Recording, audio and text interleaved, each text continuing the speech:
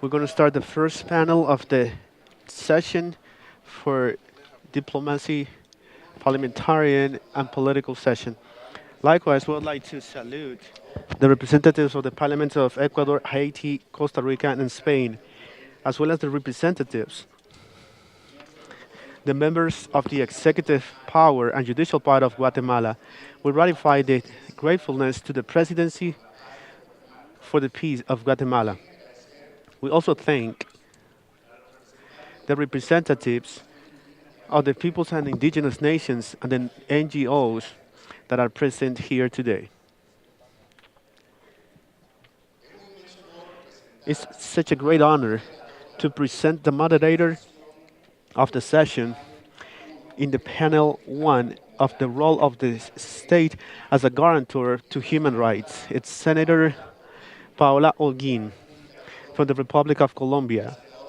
Senator Paola Holguin is a social communicator, a journalist from the Pontificia Bolivariana University of Colombia, graduate of political studies with emphasis in economy and development from the same university, and Magistrate degree from the Superior School of War.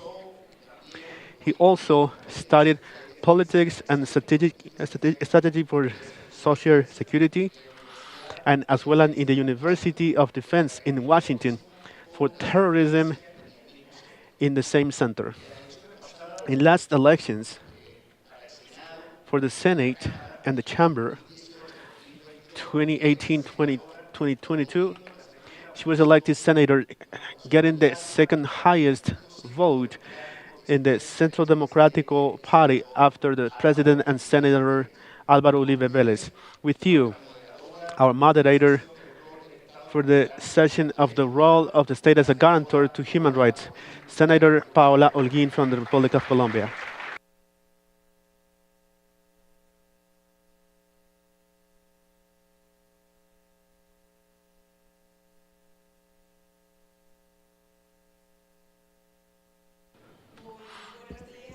Good morning. Thank you very much. It's such an honor for me to be a moderator for this first panel on the role of the state as a guarantor of human rights. I invite to pass to the main table our panelists. The distinguished Sir Lucio Gutierrez, former President of Ecuador.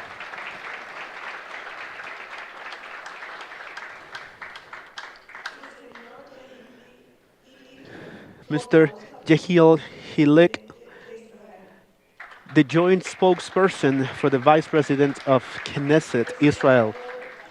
Senator Carol Murat Santay, President of the Health Commission of Haiti.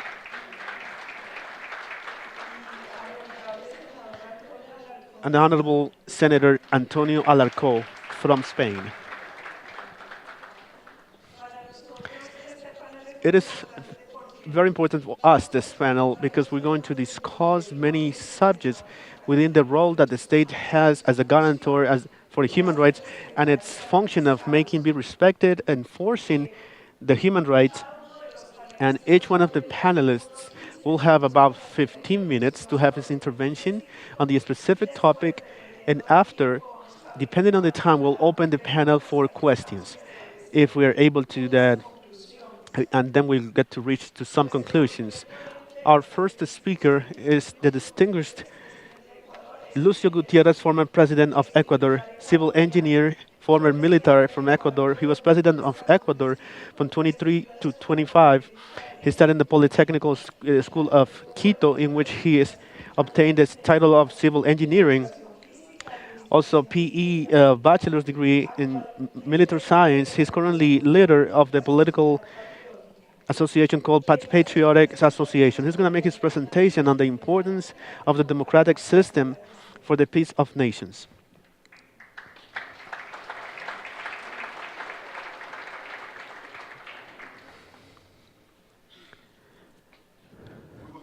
Good morning to all the personalities present here in the Summit of Integration for Peace. Thanks very much to organizers and congratulations for this great effort to reach and consolidate peace in the world. Finally, we're very happy to be again in Venezuela, in Guatemala, I apologize, to give our contribution for the so desired peace. On September 21st is celebrated the International Day of Peace, and the way to reach the peace is definitely his democracy. From there, one of the roles of the democratic system is guaranteeing the respect, the absolute respect to human rights, so that we can reach well-being and development of the peace of the citizens in our nations. This guarantee of respecting human rights is only possible in democratic states in which there is division and independence of the functions of the state, legislative, executive, and judicial. When there's no independence of the functions of the state, it means in totalitarian governments or dictatorships, then the respect for human rights is in serious risk, and with them the well-being and development of the citizens. In the cases of disrespect to human rights in the world, well, we have many examples, painful examples, cases of violations to human rights in the history of humanity. It is true that the first concepts of democracy were born with the Greeks 2,500 years ago. It was the French, the Baron de Montesquieu in 1689 from 1755, who formulated the separation and division of the power of the state, the legislative, executive, and judicial part to make it republican and democratic, to maintain the political liberties, the development and the peace of the citizens. These three functions of the state act as weights and counterweights that push and pull, and that mutual control that allow governance in a democratic republic. The learning of democracy is the pedagogy of peace. That's what Professor Federico Mayor says. This thought implies unconditional respect to liberty, economical, political, and social liberties in the framework of tolerance and happiness, in which their rights can be respected and not violated. Tolerance is the virtue of democracy, respect to others, the equality of all the beliefs and opinions, the conviction that nobody has the truth, the absolute truth, is the foundation of this opening and generosity, which means to be tolerant. Without the virtue of tolerance, democracy is a deceit, because the intolerance leads to totalitarianism, as reminded to us by Monica Beltran. That's why tolerance is the threshold or the beginning of the peace. In this, we have an important role by the political parties, which are the bridge between the aspirations of the citizenship and the state, to precisely reach that development, that well-being, and the peace of the citizens in our nations. If there's no this, if this bridge is not there between the political parties and the citizenship, if it doesn't work, then the war appear, and conflicts appear, which are the result of inequality. Peace should be constructed from every social core, starting from the house, the family, and the maximum organization as it is the state. But we should not forget that the individual responsibility of constructing the peace, world peace, is of all of us.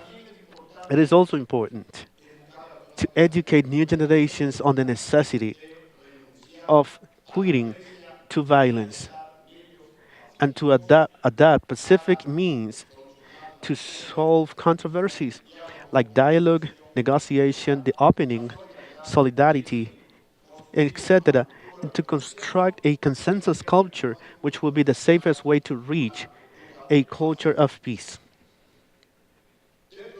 Within this, we have that the values of liberty and respect for human rights and the principle of celebrating periodic, genuine elections through voting system, universal voting system, are essential elements of democracy. At the same time, democracy gives the natural means for the protection and the realization, effective realization of human rights. These values have been incorporated in the Universal Declaration of Human Rights. The Inter-American Charter, Democratic Charter, is an international instrument that characterizes democracy as a right. It offers a definition much more wide than the mere celebration of elections. It considers democracy as a purpose that member states commit to promote, and finally commits the countries to have a collective action to ensure the reestablishing of the democratic order whenever this has been altered in any manner. However, there is support for democracy and pluralism. There is still the problem of political intolerance, both in developed countries and in undeveloped countries. The leaders, political leaders with the power in their hands, they want to impose their will, subduing the rest, and they deny to cede spaces to the oppositors, and this intolerance generates intranquility and alterates the peace in the citizens of our nations. The importance of the democratic role for the peace of nations and their citizens is visualized starting from the concept of human development. It means a democratic state should guarantee, among other things, to their citizens education, health, quality health,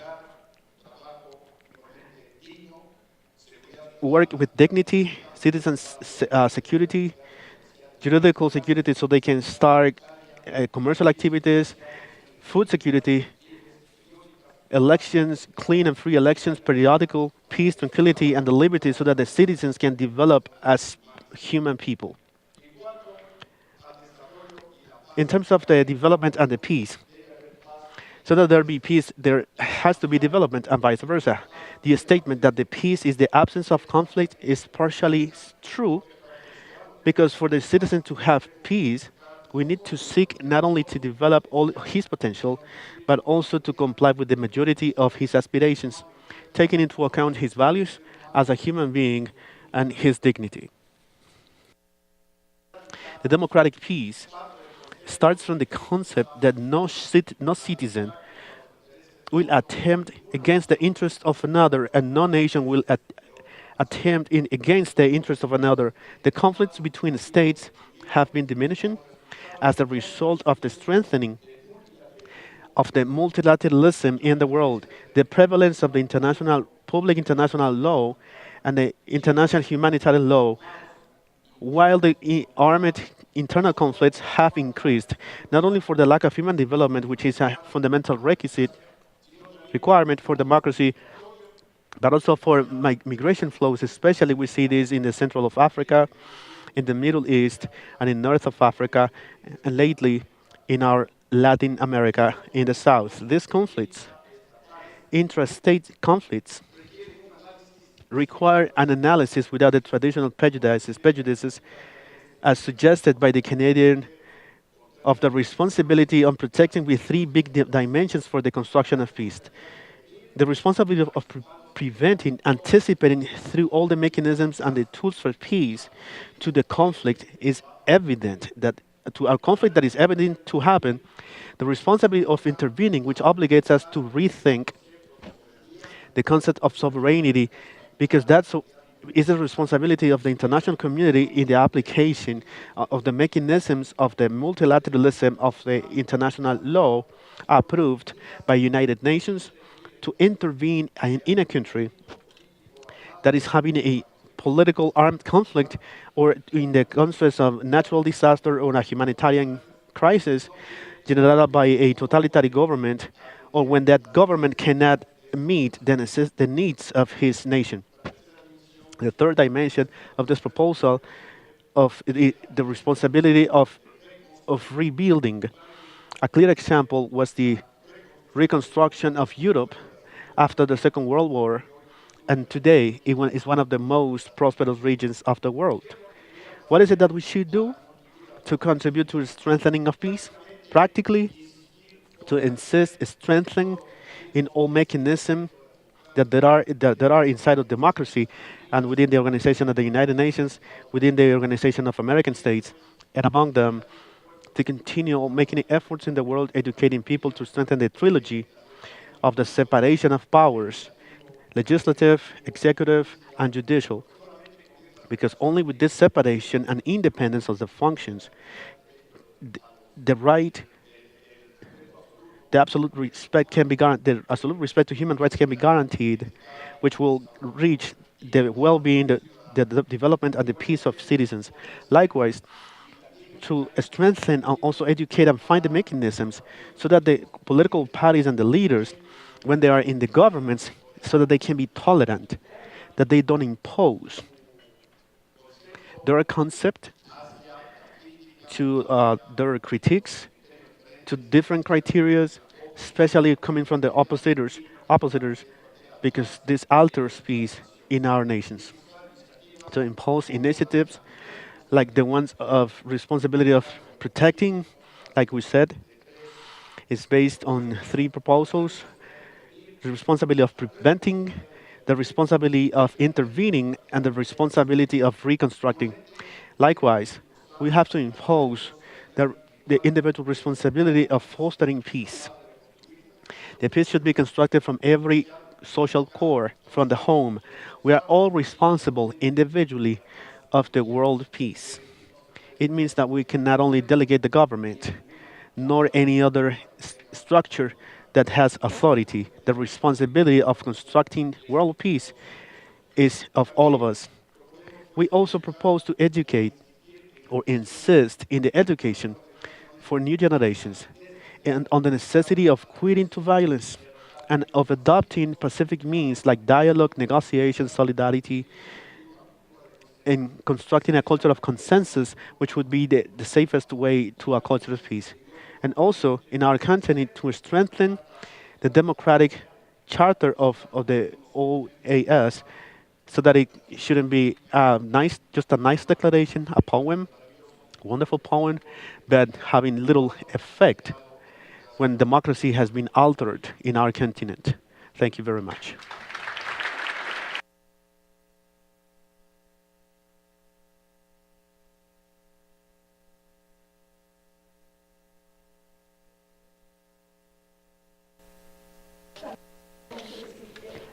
I would like to apologize because I said his name incorrectly. The next one is Yehiel Chilik Bar. He is part of the Labor Party of Israel. He has a degree in international relations, also a master's in international relations. He also has, he is the vice president of the Knesset, and he was a member of the Consulate of Jerusalem. Between 2019 and 2010, he was the advisor of the Ministry of Labor, and he has also served as the Minister of Environmental Protection. He is going to speak about diplomacy as a tool for the establishment of peace among nations.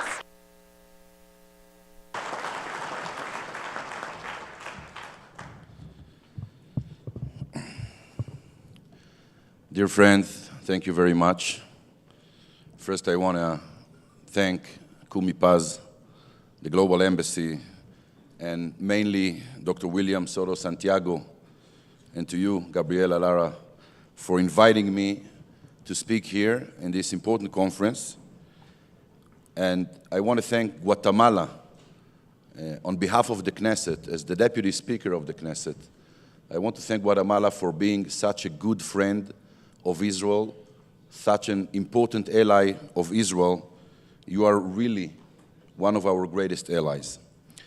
To you, CUMIPAZ and Global Embassy, I really wish to salute. I wish to salute you for having a conference that brings leaders from all over the world to discuss peace, to promote peace. I want to thank you for inviting me to speak about the Israeli-Palestinian conflict, about ways to bring peace in the Middle East and to the Israeli-Palestinian conflict. And I want to tell you that I salute you because today it's not really popular to really promote peace. It's popular to speak about peace. It's popular to say, I have a strong will to have peace.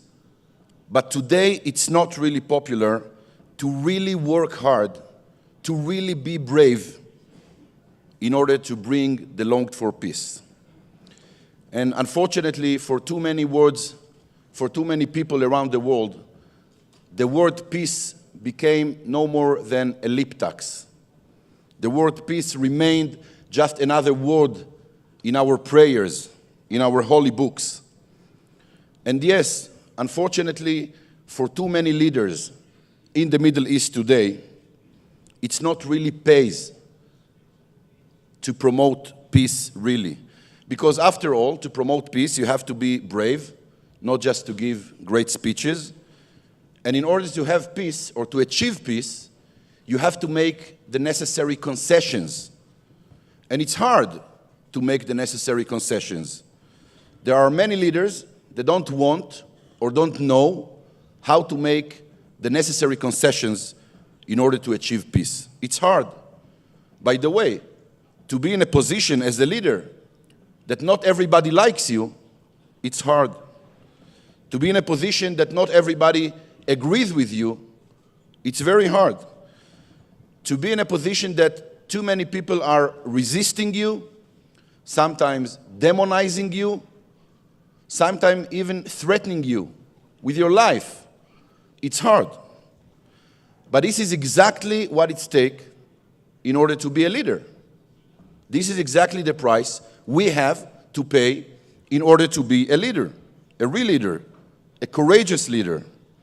And this is exactly the kind of leaders that we need in the Middle East, in Israel, in the Palestinian Authority, and in the Arab world.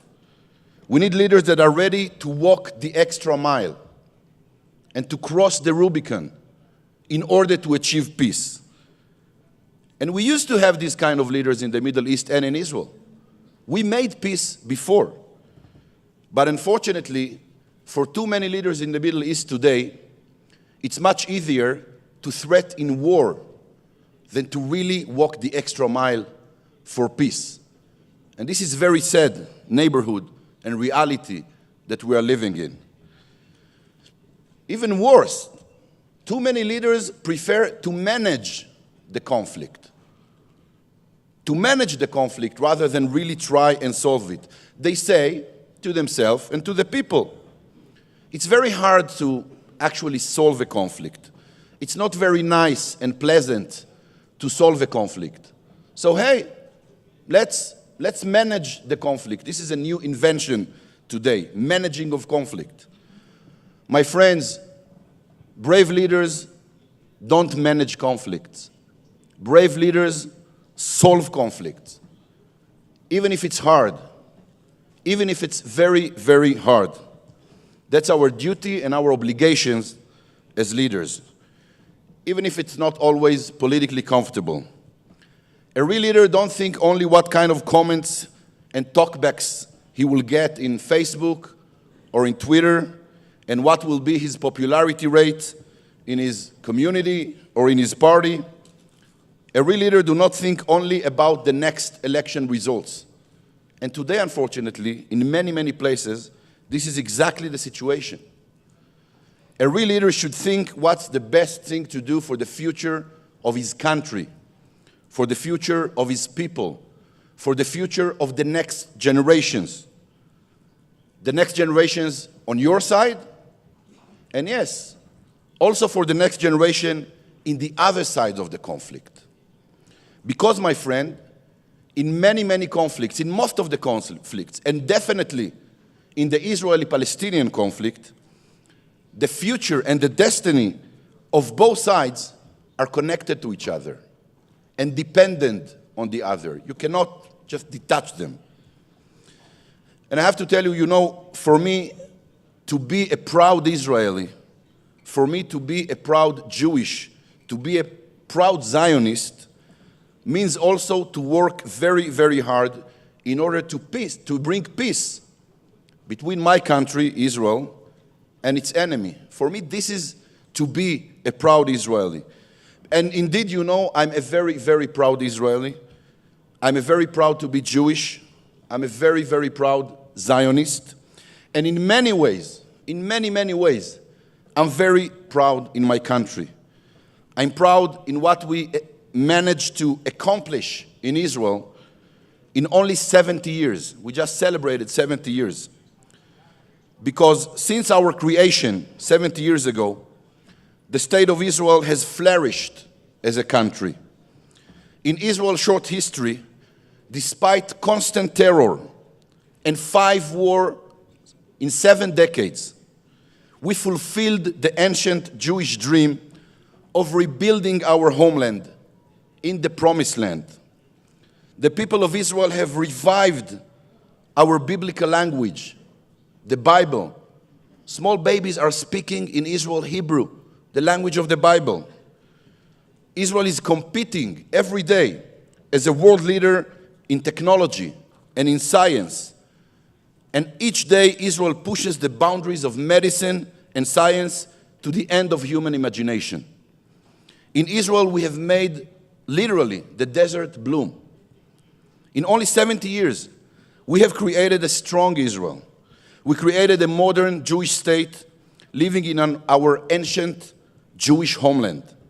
My friends, our people raised from the ashes of the Holocaust and created an oasis of liberty, democracy, and freedom in the very, very heart of the Middle East.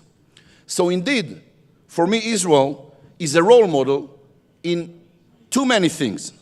And it definitely makes me a proud Israeli. However, my friend, in order to be even prouder Israeli, I want Israel to be a role model also in aspiring for peace. I want Israel to demonstrate the world a real and genuine attempt to make peace. And we did it before. You know, it was Albert Einstein that was also Jewish. And he said I quote, "Judaism proved that the intellect is the best weapon in history. And it's our duty as Jews to offer the world our tragic experience, to make the world learn from our tragic experience. And while being faithful to our father's tradition and morality, we must be soldiers in the battle for peace." This is what Albert Einstein said, and Albert Einstein was right. I got my decision to enter the public life in Israel while I served as a young officer in the Israeli army at the IDF. I got this decision at the moment I heard about the assassination of our prime minister, the late prime minister, Yitzhak Rabin. Yitzhak Rabin was killed, murdered, assassinated, only because he was trying to bring peace with the Palestinians. And I think that in a normal world, a normal state, in a just state, we cannot allow that any effort for peace will be ended only due to a political assassination. It can't happen, and it won't happen. And this is exactly why I'm very proud to be small part of a large group of Israelis and Palestinians who are committed to try and reach peace between Israel and the Palestinians, and between Israel and part of the Arab world, those who want to bring peace with us. Because, my friend, each and every one of us here will ask himself one day, what did I do to promote peace?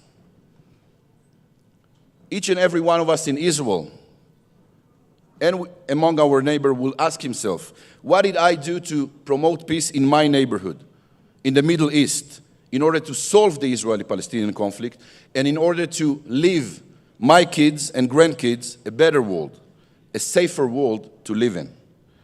We, the Israelis and the Palestinians, have to be very honest and ask ourselves every single day, do we want this very bloody and painful reality that we have with each other to last forever? Do we really want to endow the next generations A future of frustration, hatred, death, and violence? Is that what we really want? The answer is no. This is not what we hoped for when we established the State of Israel.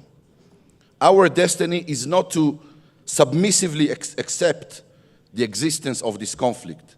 It's wrong, it's against the Jewish spirit, and it never was the true intention of Zionism. And therefore, the only right thing to do for the Israelis and Palestinians is to enter a deep and real process of negotiation. A deep and direct and honest negotiation. Peace cannot be forced on Israel and the Palestinians with any unilateral steps or unilateral decision. An Israeli-Palestinian peace can be happening, can be a reality only through direct, long, and very brave negotiation between the two sides. As an Israeli politician, I don't see a lot of things that are more important to the Israeli agenda than a real and genuine attempt to reach peace with our enemies, with the Palestinians, with the moderate Arab world. And this is why, as the chairperson of the Knesset caucus for the resolution of the Israeli-Arab conflict, we worked very hard for 2 years to write a peace plan that was authorized in the institutions of my party, and we are pitching it since then in Israel and around the world. Of course, I don't have time to go through with you about the detail of the plan, but I want to use the opportunity and tell you about 7 general and most basic assumptions of our diplomatic outline. Point 1, as I already said before, the conflict management policy is an objective failure. It failed because thousands of missiles on the southern cities of Israel, thousands of casualties and dead people in both sides, growing hatred and demonization of the other side on both sides, a severe humanitarian crisis in Gaza, thousands of acres of Israeli agriculture that is getting burned in Israel every week, darkness, lack of hope. Is this how we manage the conflict? No, thank you. And I always tell my Israeli brothers and sisters, thinking that we can actually manage this conflict forever is very, very wrong. Because even if we believe that we are right about everything, and I think that Israel right about most of our assumptions and claims, but even if we are right about everything, and even if we will be managed to survive the entire hatred and the entire terror that will be thrown against us, we didn't establish a country in order to survive in it. We established a country in order to live in it, a normal life, a moral life. So a big no to the conflict management. Point number 2, the two-state solution, two-nation state for two people, is the only possible solution. One state with the Palestinians will never work. 3 states with Gaza will never work. Only the two-state solution can work for the long term.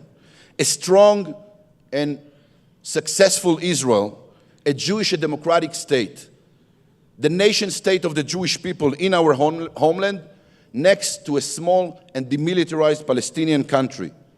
2 states that will live side by side next to each other, fairly and peacefully. 2 states with blue sky, free of rockets, and streets free of terror, with education for peace and culture for peace, and mutual strengthening of the economy, the environment, and the academy on both states. And I was very, very happy that President Donald Trump, a big friend of Israel, a big supporter of Israel, said last week to Prime Minister Netanyahu that he supports the two-state solution, that he loves the two-state solution.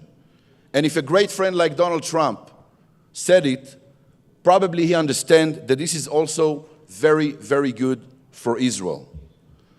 Point number 3, the no-partner approach is a very defeatist approach and actually evading from responsibility.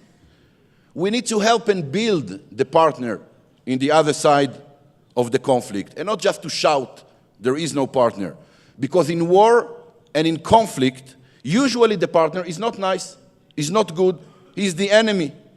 In war and in conflict, usually the other partner will be bad for us. He will never be perfect. Egypt and Jordan was never perfect partners for Israel. Actually, they were much bigger and bitter enemies than the Palestinians. But we made peace with them. So it needs strong leadership to build a partner in the other side. Point number 4. An Israeli-Palestinian agreement is possible, and most of its parameters are known. My friend, we know how the solution for the Israeli-Palestinian conflict will look like, more or less. We have endless amount of accords and plans and outlines to resolve the Israeli-Palestinian conflict. And again, what is needed is a strong and committed leadership in both sides that will make it happen. We did it before. Point number 5. After the establishment of a Palestinian state, Israel will have a defensible borders. Everybody that said that when we will have the two-state solution, we cannot defend the state of Israel, is not telling the truth. Because we have now much bigger and bigger enemies that we're coping with every single day. So a small and demilitarized Palestinian state will not be a threat to Israel. Point number 6. We have to work and create a positive momentum during negotiation. We can't work only on the technical issues, only on the tangible issues, borders. We have to work also on the non-tangible issues, like education for peace, like building a culture of peace. And this is very important. And the last point that I suggest is to include the regional stakeholders in the Middle East in the Israeli-Palestinian peace process. We need to address the moderate Arab states, those who understand that Israel is in the Middle East, and ask them to build bridges between the Israelis and the Palestinians. We have an Arab peace initiative that is laying on our table. I think that we should reply to it, not to agree to it necessarily or to all of it, but to reply to it.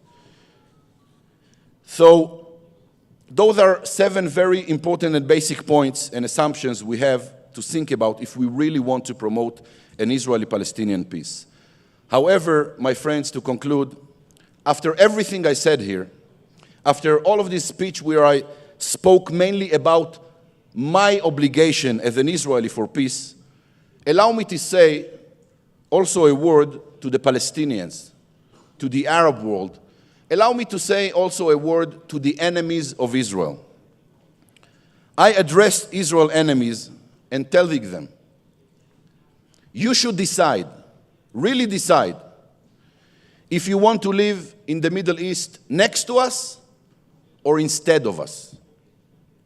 Next to us or instead of us. You should decide.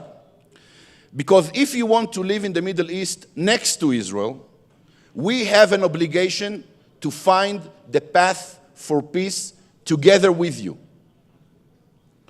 But if you think you should live in the Middle East instead of Israel, you should know it will never ever happen.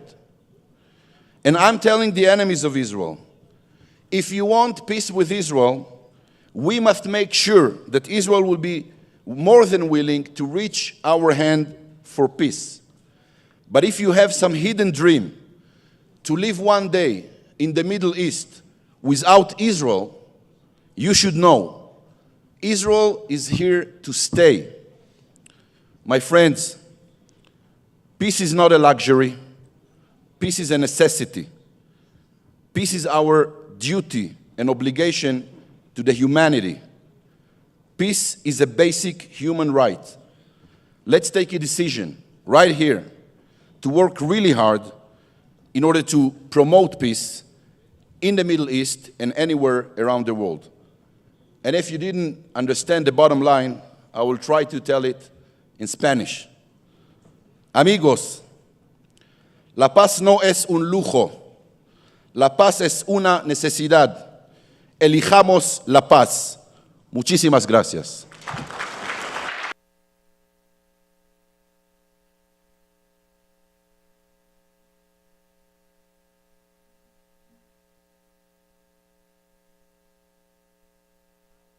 Now we're going to have with us Senator Karl Murat Kantab, President of the Health Commission and Vice President of the Education Commission of Haiti.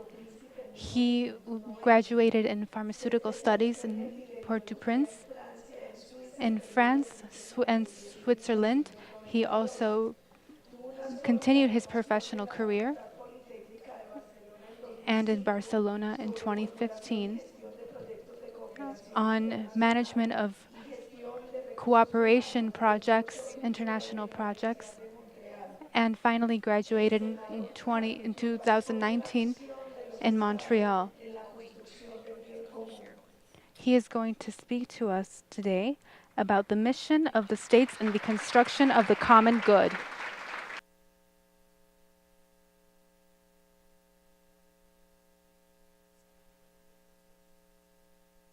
I say hello to everyone.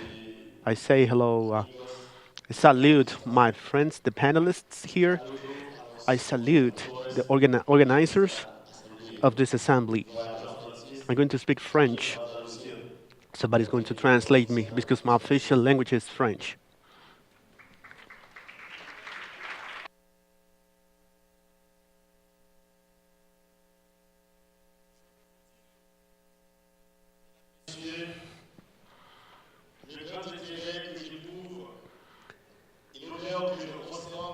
Understand?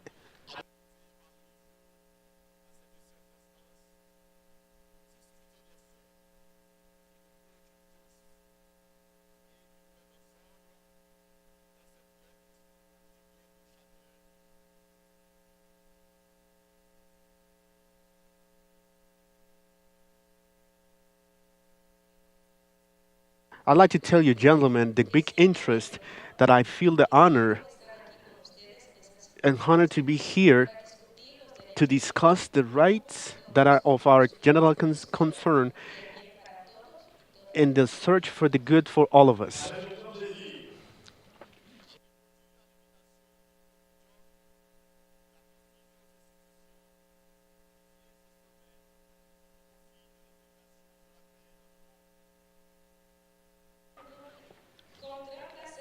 With great pleasure, I have responded to the invitation of this prestigious institution that celebrates the summit for the benefit of the integration of peace in the world.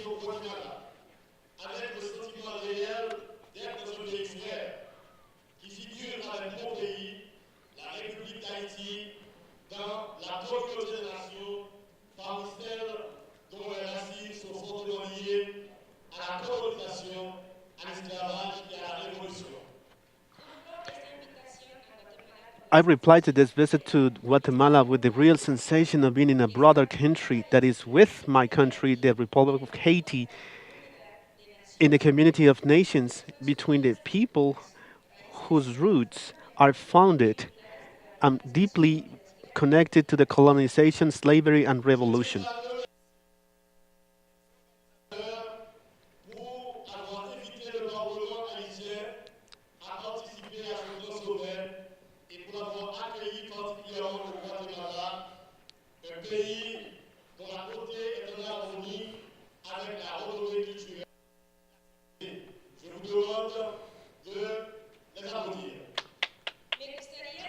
I'd like to thank the organizers for inviting the Haitian Parliament to participate in this great summit and for having welcomed us as Prince in Guatemala, whose beauty is in harmony with the fame and the cultural pride.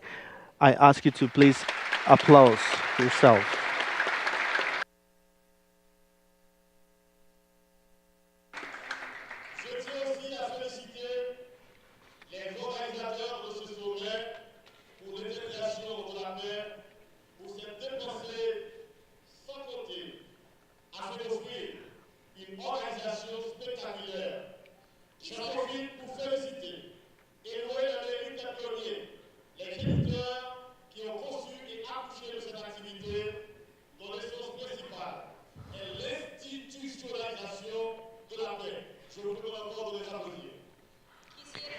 I'd like to congratulate the organizers of the summit for the construction of peace, for their great efforts to offer this spectacular organization.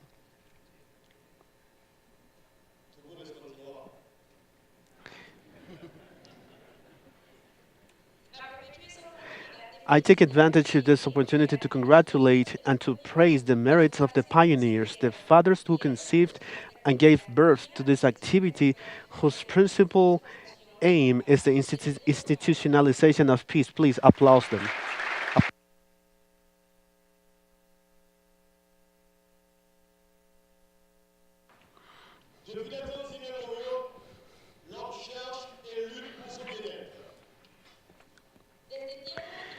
From immemorable times, man seeks and fights for his own well being.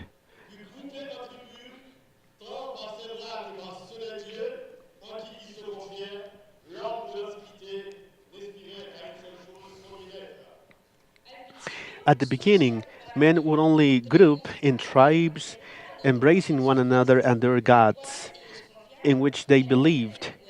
The man in all times the only thing he aspired for was his own well-being.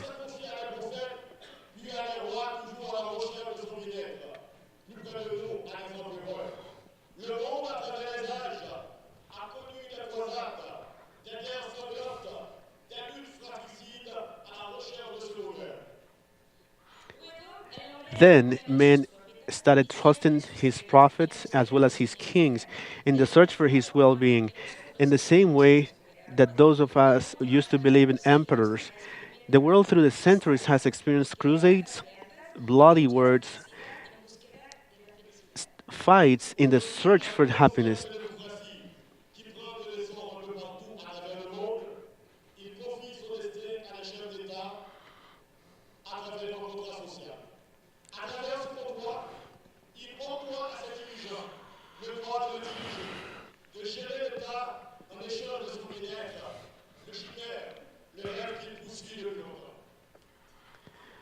Today, with the concept of democracy that has gained momentum in the world, we trust our destiny to the rulers of the state through a social contract. Through that contract, leaders are granted on the right of directing and administering the state in exchange for their well-being. The chimera is a dream that have been pursuing for much time.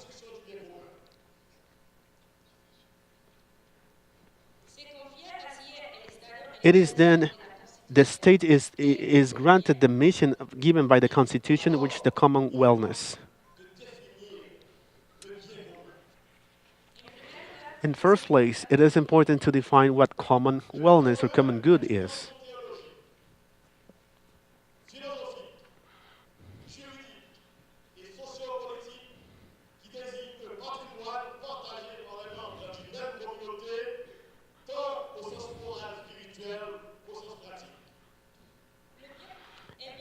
The common good is a theological notion, philosophical, juridical, and socio-political notion which designs a shared inheritance with the members of the community in the moral sense, in the spiritual, and in a practical sense.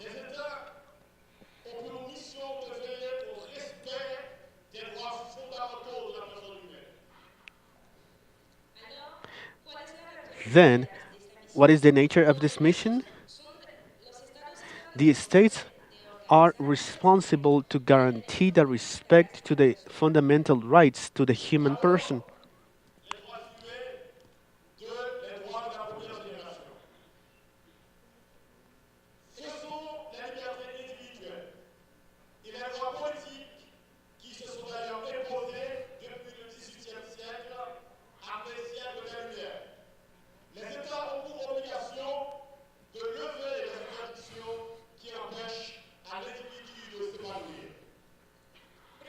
First, the rights for the first generation, the individual liberties and the political rights that have been imposed in the 18th century has been named as the century of the lights. The states have the obligation of taking out the prohibitions that impair the individual to prosper.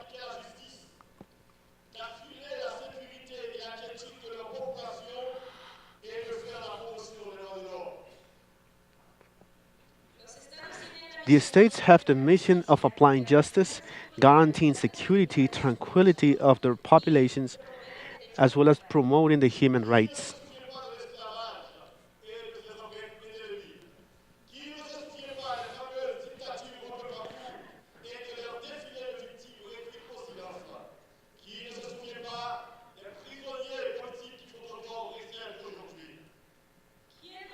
Who doesn't remember slavery and their unforgettable prints?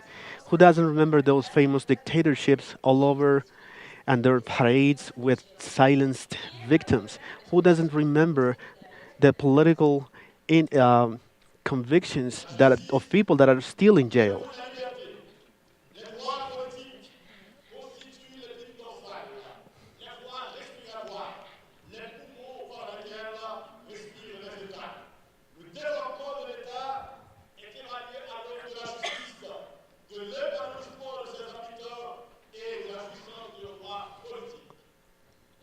The justice from which the liberators derived political rights constitute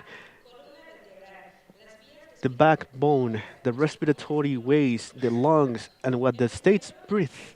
The development is a state that is evaluated with the criteria of justice, the development of its inhabitants, and the enjoyment to the political rights.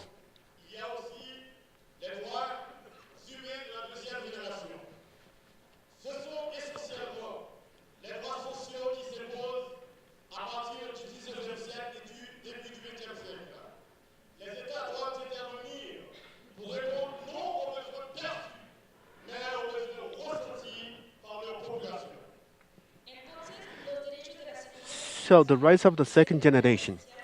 It's essentially about social rights that are imposed from the end of 29th century and the beginnings of the 20th century. The states must intervene to respond not to the perceived necessity but to the needs that their populations feel.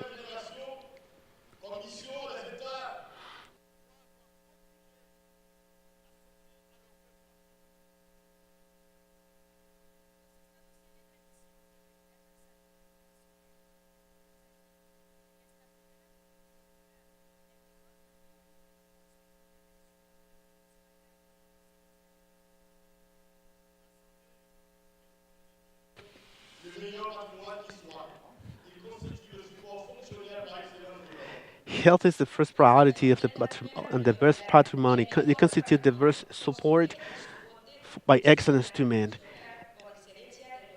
In the world, and especially in the countries in development, health is sick. The health is hospitalized. Over 3 to 4 thirds of of the world population doesn't have access to health.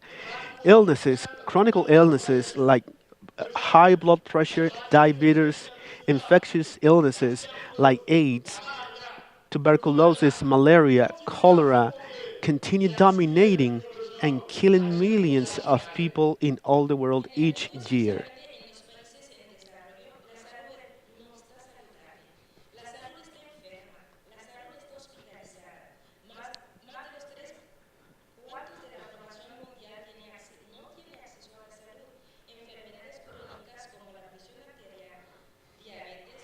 She's reading what I just translated.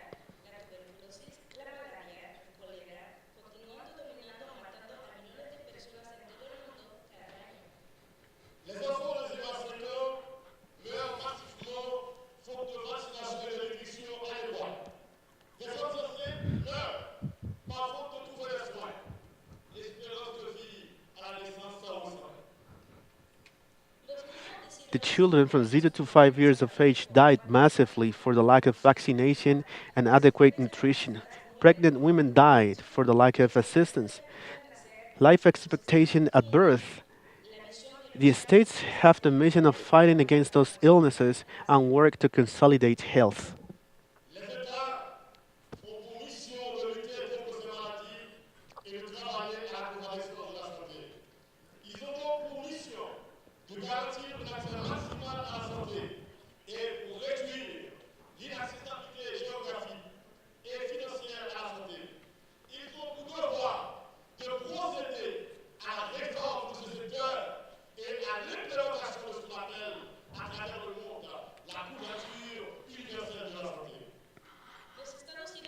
The states have the mission to fight these elements and work to consolidate health. It is their mission, therefore, to guarantee the maximum possible access to health and to reduce in the lack of access, geographical access, and financial problems that avoid access to health. And they have the power to proceed to make reforms in the sector, in this sector, and to the implementation to what is so-called universal health coverage. et la couverture universelle de la santé, aussi avec le projet de loi pour la constitution d'une caisse de sécurité pour laquelle le faut asseoir pour améliorer le secteur.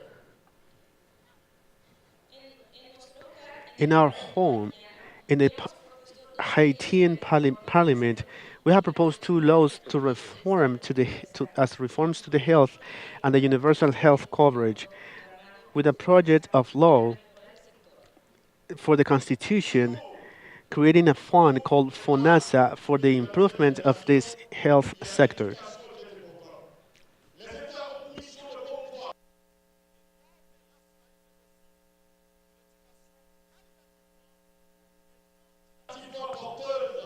Car l'éducation constitue la lumière du monde, le phare de la jeunesse, l'espoir de la prospérité. The states have the mission of promoting and putting to work measurements, qualitative and quantitative measures, because education constitutes a light for the world, a hope for prosperity. Le Canada, l'Angleterre, le Japon investissent entre 30 à 40% de leur PIB dans l'éducation. Beaucoup de pays du tiers-monde, les du tiers-monde, se voient en difficulté d'accès à l'éducation par faute de moyens. Yes, if countries like China, the United States, Germany, Canada, England, Japan invest somewhere between the 30 to the 40% of the GDP in education, you can see in many countries of the fourth world and of the third world in having difficulties to access to education because of a lack of means. Education is turning into something rare or hard to find in the countries in development.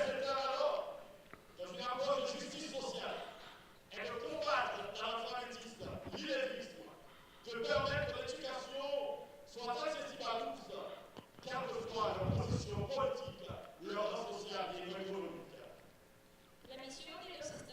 The mission of the states is a social justice focus, which is to combat illiteracy, to allow that education can be accessible for everyone, being independent from their political position, social range, and economical range. L'informatique, l'économie, les mathématiques, l'éducation devient incontournable dans le confort social, politique et économique des États. Elle constitue l'un des meilleurs indicateurs de développement des États. Elle doit être qualitativement et quantitativement conçue pour une relève de qualité et pour la construction rationnelle des États. In this postmodern era that is dominated by communication, by information, mathematics, the economy, education, are made inevitable for the social comfort, political and economical comfort of the states.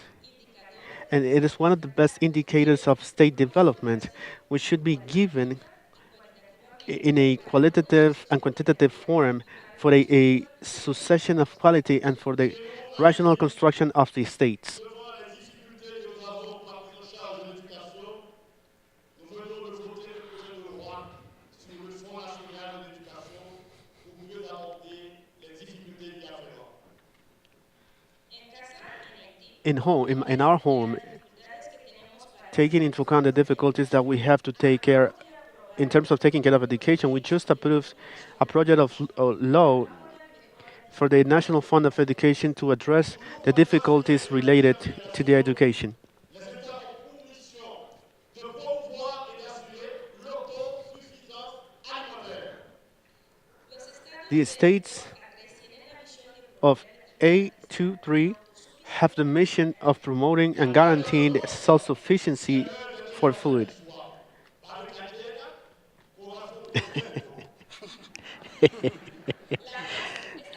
The peas is the uterus.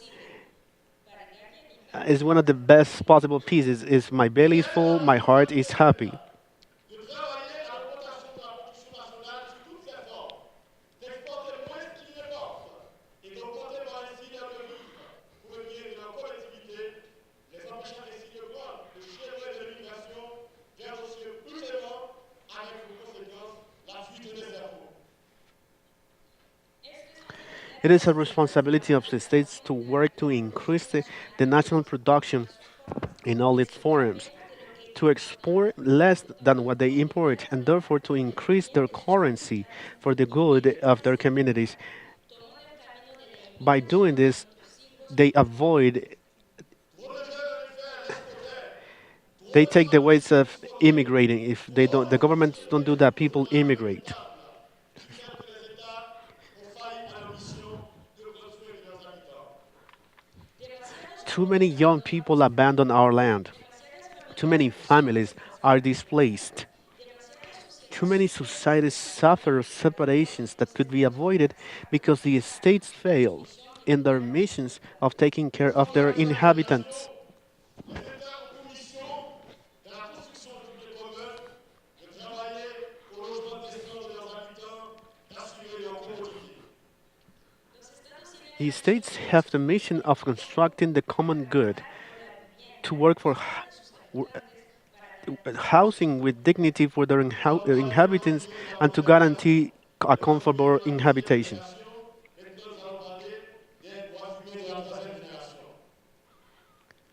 Enfin, les droits fondamentaux de la troisième génération, qui sont des droits de solidarité, droit à la paix, droit à un environnement sain, droit au développement.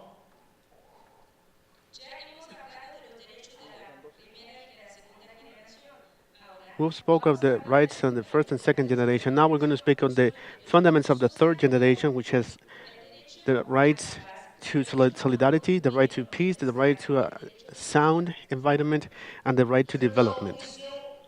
Dans la construction du bien commun, de créer un environnement sain et salubre, de manière à protéger leur population contre les maladies évitables liées à la dégradation de l'environnement, contre la pollution sous toutes ses formes, contre le changement climatique qui l'expose à des risques technologiques, à des maladies que vous pouvez prévenir.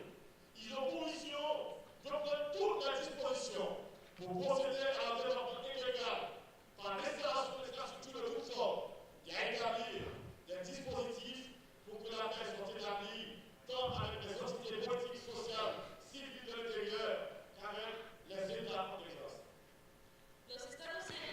The states have as a mission the construction of the common good to create a healthy environment that should be healthy in terms of protecting the population from illnesses that can be prevented, um, illnesses that can be connected to the degradation of the environment, and to fight against the contamination to, in all its forms, and to work against climate change and anything that they can prevent, as well as their mission is to take all the measurements necessary to advance towards the integral development, to the installation of infrastructures of all kind, to establish mechanisms of peace with the political entities, the social entities, and the civil entities, with the presence of the state. D'instituer une bonne gouvernance.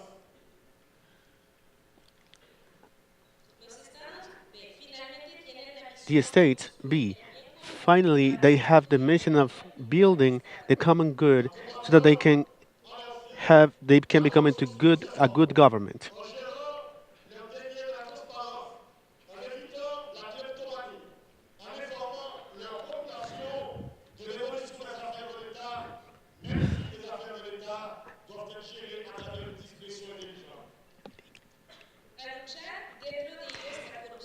to fight the corruption and all its forms, and to administer the money with transparency, to avoid kleptomany, to inform about the commercial right of the state, even if the state affairs should be managed in a smart way. Diplomatie rationnelle, de dialogue permanent entre eux pour une cohabitation sereine sur la planète Terre.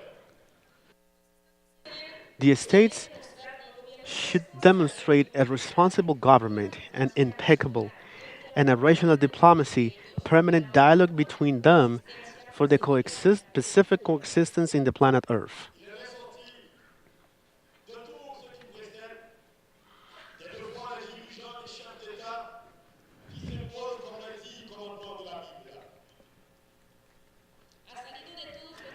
It, from all the prior rights, from the leaders,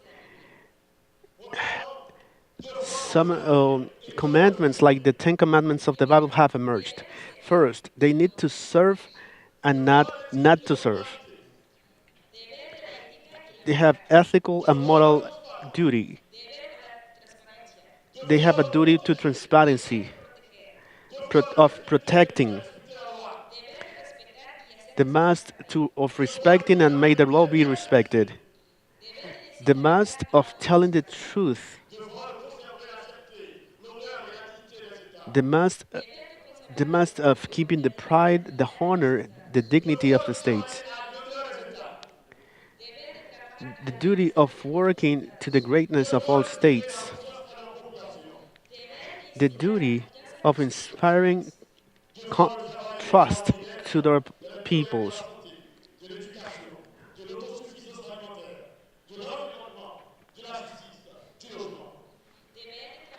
the duty of working for the well-being in health, education, food security, the environment, justice, and housing, etc. Vous parlez d'intégration de paix à l'échelle mondiale ici dans ce domaine? Nous y croyons fermement. Nous arrivons à imposer dans tous les États et à travers le monde. Il faut dissuer, si et seulement si nos États se donnent réellement la mission de travailler à la construction du bien commun.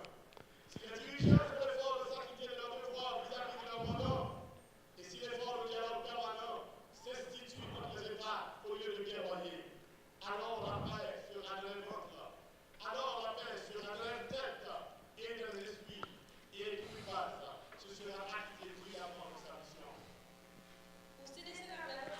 You're talking about peace, you're talking about the integration for peace at a global scale here in this summit.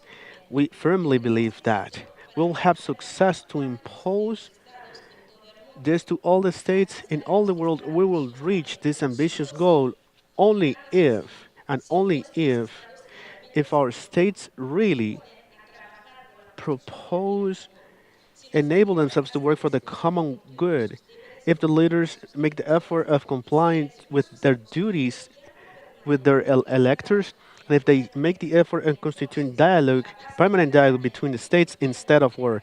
So the peace is in the bellies, in the heads, in the minds. So in this way, we would be able to say that CUMIPAZ would have completed its mission in a brilliant way.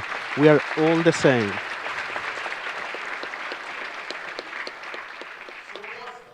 We are all the same. We are equal. We bathe in the same sea.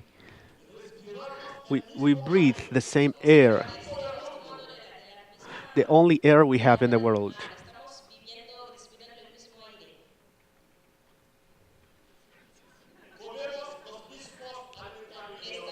We eat the same food. We drink the same water.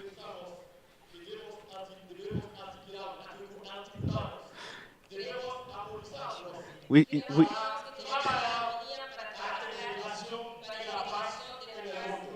we, we need to work, we need to integrate so we can work together for the peace of the world.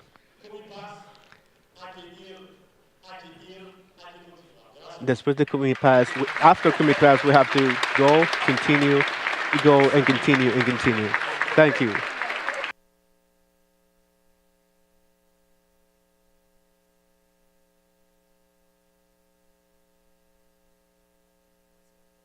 Next, we're going to have the last participation of Antonio Alarco Hernandez. He is the president of, he is the professor of medicine and surgery at the University of La Laguna. He was also elected in 2015, 2018. He is a member of the Senate, and his participation will be on health as a human right that contributes to the peace and happiness of the world.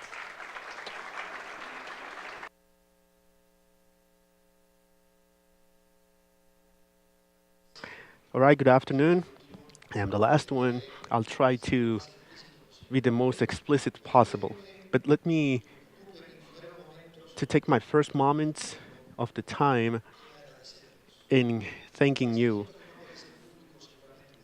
The gratefulness that maybe I won't be able to express later and that I feel in my heart to Mrs. Gabriela Lara, the General Director, and Dr. William Soto, to whom I wish from here his soon recovery because I think that we all need him. I must also say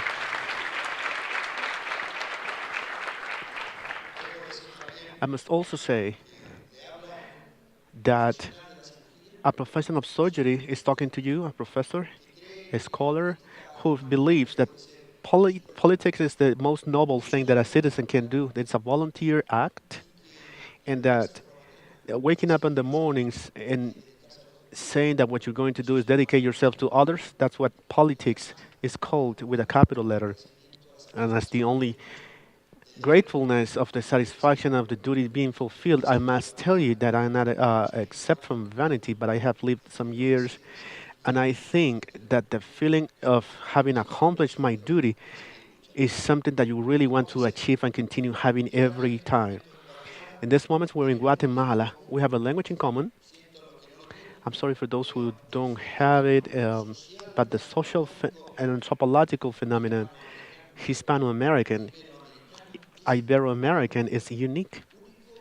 Is unique, and it's a strength in itself that will allow us, if we stand in the right path, to be fundamental actors for clear changes.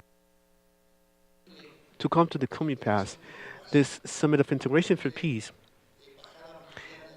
a summit by the Global Embassy of Activists for Peace working for the human family. That's a precious word.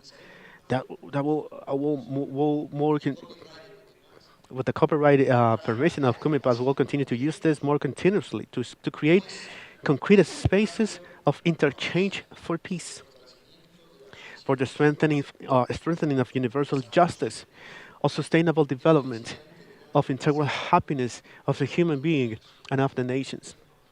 What a beautiful subject. And even more with harmony with the Mother Earth, because, yeah, we couldn't be out. It would be something irresponsible being out. And we came, two senators, among other things, from Spain. My friend and colleague Fabra and me, that is talking to you right now, we're really happy, we're really pleased and proud to be able to share a little reflection from the experience of somebody that dedicates to the public things and who is very clear that democracy gives legitimacy, but it's not. So we should not be confused about the fact that the positions doesn't make the people, but the people makes the charges. So we should never forget this. So this is a calling so that we can dedicate to the public things, especially those who have studied the most. Doesn't mean those who have more careers, but the ones that have more, that are more integral citizens. And I can start remembering, and I'll jump into the topic. I hope that there can be discussion, because I'll like to propose two or three things. I can't forget about Awesome Up. I said, really, I had an experience yesterday as a person with an orchestra, a wonderful environment. I am a doctor in exercise, I dedicate to the transplant word, and the music as a therapy is definite because it improves immunity. It's proven. Yesterday they gave us this narration, authentic narration as it needs to be, the youths of over 10 countries, Ibero-American countries and the United States and some other countries, which for me was really, really pleasant. And if it gets serotonin and dopamine, which are the happiness hormones, yesterday I had a personal charge, which I'll never forget.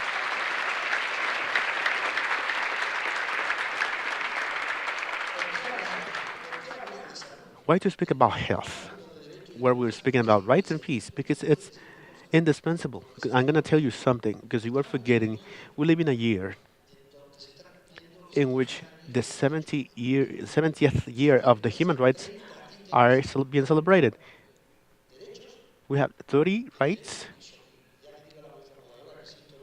and I'll tell the moderator that I'm proud also that you're doing really good, that you should assume that the human rights, that was a social achievement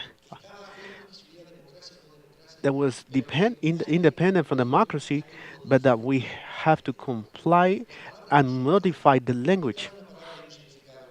Behind every word, there's an important meaning, and if you analyze human rights, the 30 items that we as humanity have approved, the health is not there. Just social security is there. I suggest using the power that we have here on the 22nd point, that this should be one of the conclusions, if you find it suitable, of suggesting that a revision can be done of the literature, of the wording, so that they can be in accordance to the need, to the current need. So that's why we have to speak about human rights and health. And I must tell you, as a Democrat, as a citizen, as a liberal, as a senator of the Kingdom of Spain, if I can make a parenthesis, High Chamber in Spain is a democratic instrument that we got in the Constitution on the 78. It has open lists. You have to put a cross for the elections, which is also science chamber and it's also territorial chamber, and that also has fundamental and exclusive functions of the Senate. And then in the present in Spain, that we're going through a mistaken nationalism, and that is damaging, is turning into an indispensable chamber for the for political performance of our country. I wouldn't know any legislative chamber in the world. If there is, please let me know. The chamber that maybe has a special commission for Ibero-American affairs. I think it's key. And I feel proud of belonging to the Ibero-American world, to that big family of over 400 million inhabitants that we have to take care of for what they mean in terms of world peace, with no doubt. The summit of CUMIPAZ, which is for the integration of peace, organized by a non-profit organization. They had missions so beautiful, like Sons of the Mother Earth. It is our commitment and our challenge to participate and collaborate in the achieving of the objectives to this event, which aims at making it a propitious space, which main vehicle will be dialogue, debate, the formulation of initiatives. This table is very representative. I think the five of us that are here, we have in common, as well as with the audience, the authorities present here, diplomats here, is the fact that even we are different, we're trying to reach a consensus. We have to find consensus. We're a country in which the constitution of the 78 is one of the most important things that we have had in the country, which is a very old country, by the way. It is our commitment and our particular challenge to participate in these objectives of this event, no doubt, with a real commitment. As this is also propitious for the dialogue and for the initiatives. Ideologically here, when we analyze each other, we're different. But there's no reason to differentiate us from reaching what peace means to the world. In my case, I'm speaking of health in the world, which needs to be coming to a right. Why? Why does it need to become a right? Because it is a right. It has to be better stated in the fundamental rights. but only 20% of the population of the world has right to the world. It's not, it shouldn't be possible that we will do a deep reactivation of getting health, of reaching health. And I have some reflections due to my commitment to health and my professional exercise, my political exercise, which is the same but for me. I do politics seriously sometimes. Sometimes I do it right, sometimes I do it bad, but never negligent. My exercise is always based in the commitment to active humanism. We don't do any other thing. It's a life philosophy to dedicate to men humanity independently of the color, religion, political ideology, sexual orientation. And I'm proud of continuing to do these things as a politician in my country. So the fundamental aim of the rights is to manage human relations in any society so that there is no imbalances and injustice. So the political powers needs to execute the administration of this. Each state needs to guarantee the rights. Winston Churchill used to say, which we will have to take hours to speak about that great English politician, that regular citizens are the biggest assets that a country can have. Citizens have the right to benefit from a health system, optimus, that should be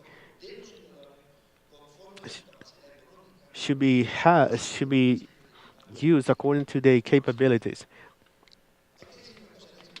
We have to say something in this moment that a life doesn't have any price. Every every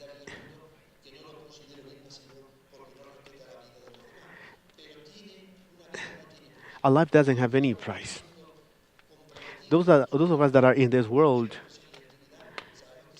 we know that, but now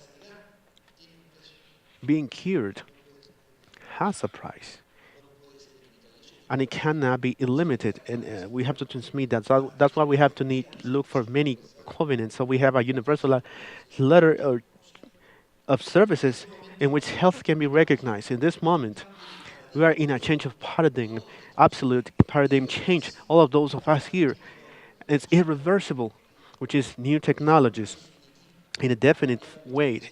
They have changed our human relations for me for the better. Yeah, there are some weaknesses, but we have to take advantage in a decisive way so that we don't fall into any mistakes, so that we have to start from zero, so that Maasai in Africa can have access to healing from a phone in an evident form based in science.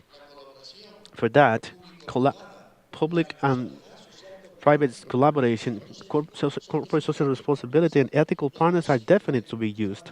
It's not possible to have medicines without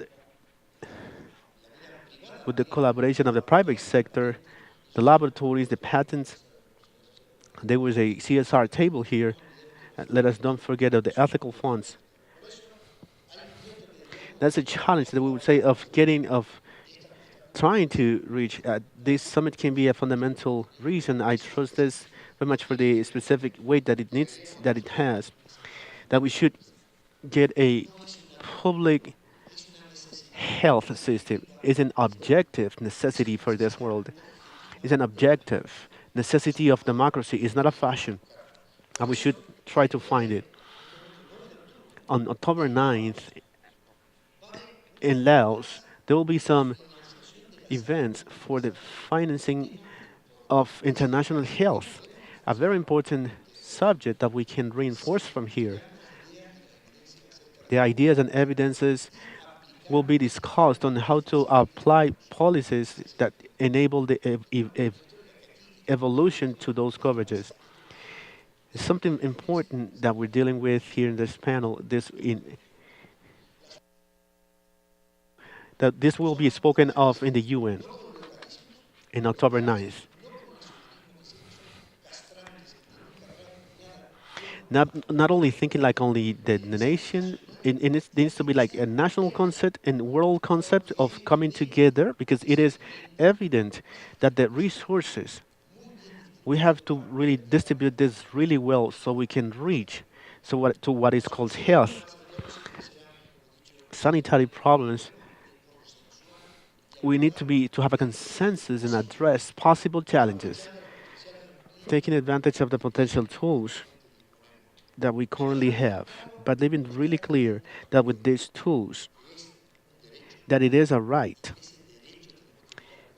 that we need to try to fight to have that right so we can have a more fair world and a more realistic world. The e-health and big data, the genome, and one more minute, genome, I want to talk about this. Human genome is something that's already here. I mean, personally, I use it in many pathologies, breast cancer. That's our true authentic identity. It costed many millions of dollars. Nowadays, it doesn't reach. It doesn't get to cost $10. Each of our cells have all our genome. In our genome, our life is there. Our history, our future, and there's the information to treat illnesses, psychotic illnesses, and this hasn't been developed as much as it could. And if we don't use that information, but with these new technologies, we have the obligation, and that's another conclusion that I suggest. I subdue this to the moderator that we need the genomes, human genome, DNA information, the, the genome. This is not a matter of investment. It's not an expense, but it's an investment really positive. It is true, like Mileto said, that happiness of the body is founded on health and the understanding in the knowledge. How right was he? One more minute.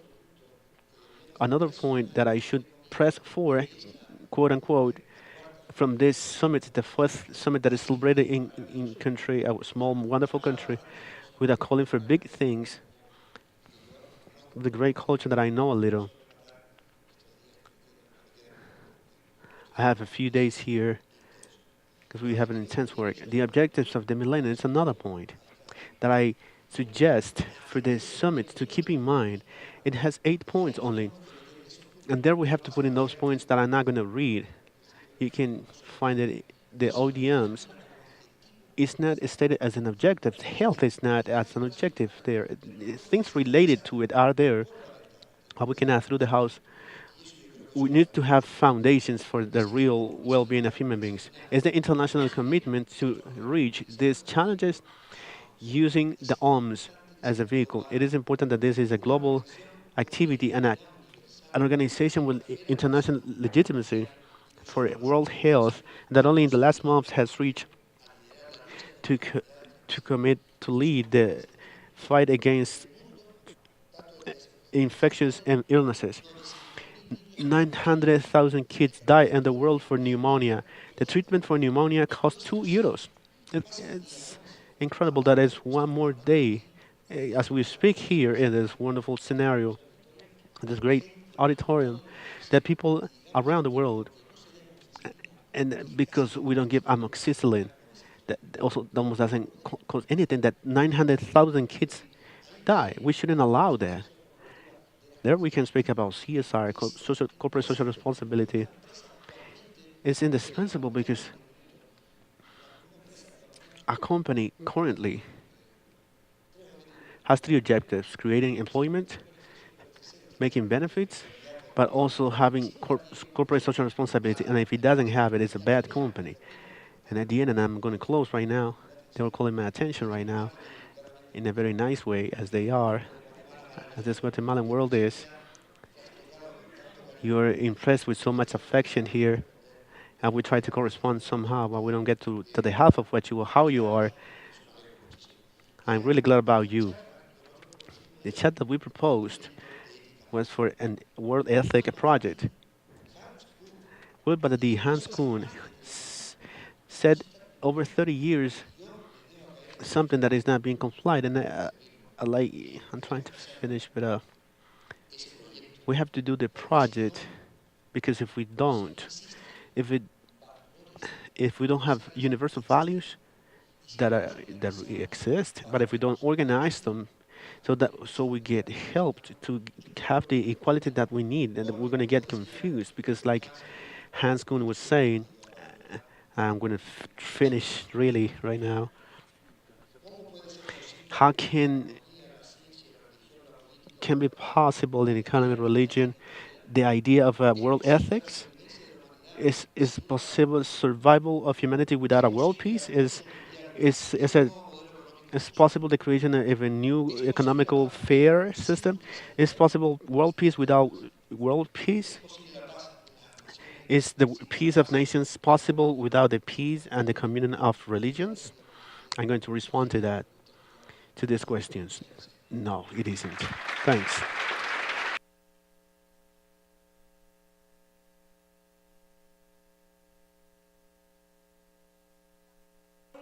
Unfortunately, we're not going to have time for questions, just for a conclusion. To talk about so many topics and summarize them is it's impossible. So we're just going to highlight a few points. First of all, in the presentation of the former president of Ecuador, speaking about peace, it's important to emphasize the the power and dividing powers,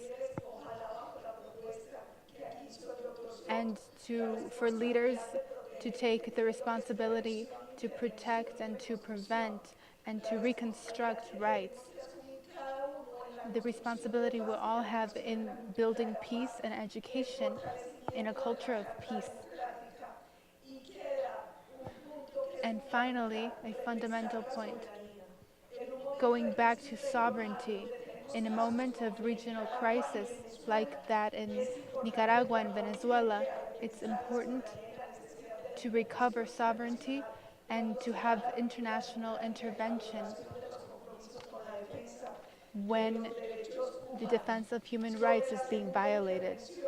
And the second, participation. There are a lot of important points that were spoken. First of all, going from managing conflicts to solving conflicts, understanding that solutions should be between two states so that they can function on a long term. We need that, but in Israel, but also a demilitarized Palestine. We need leadership in both parts, from both parties, to know that it requires creativity and untangible things. So, for example, the building a culture of peace and having associates within the region. The necessary but difficult question is whether coexistence, the harmonic and peaceful coexistence of everyone on the same land is possible, or if the existence of one implies that the other ceases to exist, because that would not be possible. Peace must be peace must be accompanied by cultural processes. And in the third, participation, there are many fundamental topics that were discussed. For example, conveying human rights to different generations. And that's where we have to understand that the legitimacy of states is guaranteed by those rights. We talked about very important subjects such as the need to work in the health, self-sufficient food and nourishment, the need that we have as states to seek common good and to fight against corruption, to fight for transparency. I think one of the challenges that we highlighted in that speech was understanding the independence between human beings and the state, demands for intellect and also how he mentioned the ten commandments and serving, not just being served, and also having ethics, protecting the law and respecting it ourselves, telling the truth and conserving, keeping the fight for well-being. That's where it's important to understand that common good is nothing other than to use all of our institutions from the civic, political, cultural fields, so that in the social life we can work for the good of everyone, and by everyone we mean everyone. And in the speech about health, they spoke about calling for peace, calling for the Universal Declaration of Human Rights to go from social security, from healthcare to health itself. We talked about the universal service of health and using new technologies in those services, seeking uh, cures, for cures to be universal. And there we talked about the human genome, taking into consideration that this is historic, where we come from, who we are, and what is our future as human beings. It's important to know that the health that we're already uh, trying to accomplish in the Millennium Development Goals, uh, that all of these goals that are encompassed, but health itself was not addressed directly. So we need to be committed directly to health. And we need to speak about and be committed to global ethics. And in that subject of global ethics, health must be something that we commit ourselves to in every country as a right of all human beings in every country. I think those are just a few points that we can highlight because everything was so important and it was very difficult to summarize. Thank you very much.